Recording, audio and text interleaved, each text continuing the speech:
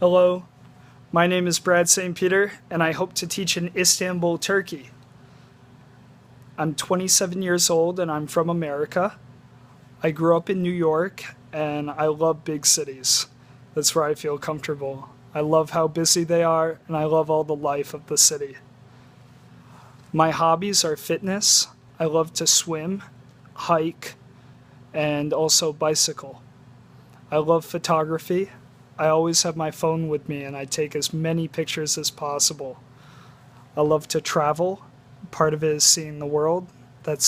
I've heard Istanbul is one of the most amazing cities in the world, and I can't wait to take as many pictures as possible and explore the city. Lastly, I love music. Anything hip hop, because I'm from New York, as well as going and seeing live bands, especially jazz. When I went to university, I studied zoology. And while I love sciences, I decided to become a teacher instead. I found I loved teaching when I started teaching environmental sciences to city kids. I would take them out into the woods and show them about nature. Many of them had never experienced it before. So from there, I actually found out about the ESL industry, and I decided to move to Beijing, China, where I started teaching children and adults English. Soon after, I got a job in the public schools, and that was where I was happiest. My classes were 60 kids, and I taught them literature, reading, and grammar. I started out teaching grade 5 and 6, and later on I taught grade 8. I very much enjoyed teaching English in China, and it showed me how much I love teaching in general. I went on to get my teaching license in America, and now I'm a licensed American teacher to teach English for speakers of other languages, any grades. My passion is teaching literature and reading, and anything with a story is what I love to teach. I most enjoy middle school kids and upper primary school, so around grade 6 and grade 8. I think they have the most passion. They're still young enough to be interested, but they're also smart enough that you can really work with them. They're mature, so you can get them talking about many different topics and really get them thinking, a lot of critical thinking sort of things. Now, as far as classroom management goes, you asked me how would be the best way to control a classroom of 20 to 25 kids. Now, from my experience in China with 60 kids in a class, 60 fourth graders, mind you, I would say easily. I think it would be quite easy. And that doesn't have to do with the number of kids. It has to do with preparedness. See, I believe that 90% of classroom management is done before you step in the classroom door. If your lesson plan isn't ready, if your materials aren't right for your grades, if you don't have enough interactive activities, you can't expect your lesson to be successful.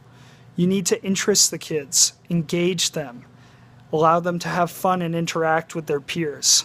See, kids want to be successful. Kids want to like school. They want to like their teacher. And as a teacher, it's your job to give them the environment where they can do their best. That's why in order to manage a class of 20, 25, 60, even 200 kids, it's simple. You make a lesson where they can be successful. Another key point is to make your expectations clear, and I believe in a positive classroom, not one with punishments and a teacher getting upset. I don't think that's the right way to handle a class. I would much rather congratulate the students who are doing well and have them lead by example, give them incentives, and empower the students to be better, rather than give them detention or make them write. I don't think that's the way. That makes kids uninterested in school. I want to make them leaders. I want to give them ownership of their learning. And by doing well, they can have more activities. They can be in charge of different roles in the classrooms. I think that's the best way to really incentivize kids into doing their best. And again, they want to be successful. And the key is to give them an environment where they can do that with their friends and do their best. If you allow them to have fun and really enjoy their learning while still having a meaningful lesson, then you can control and manage 200 kids in a classroom, let alone 20 to 25. As far as blending in with another culture, I think it's simple. Be open-minded.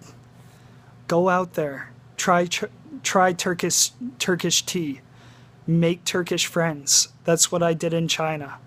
I tried everything I could, even if I thought it was weird. I went to all new places. I made Chinese friends. I learned the language, and I became a part of my community. So in order to adapt to a new culture, you just have to be open and accepting. Nothing is weird. Nothing is strange. Nothing is not like in America. That's not the way to look at it. If I'm in Turkey, then I do things the Turkish way. I'm excited to learn that. I'm excited to see Istanbul, and I can't wait to take a picture in front of the Hagia Sophia. I look forward to meeting you, and I'm excited to be a part of your institution and Istanbul. Goodbye. Nice meeting you.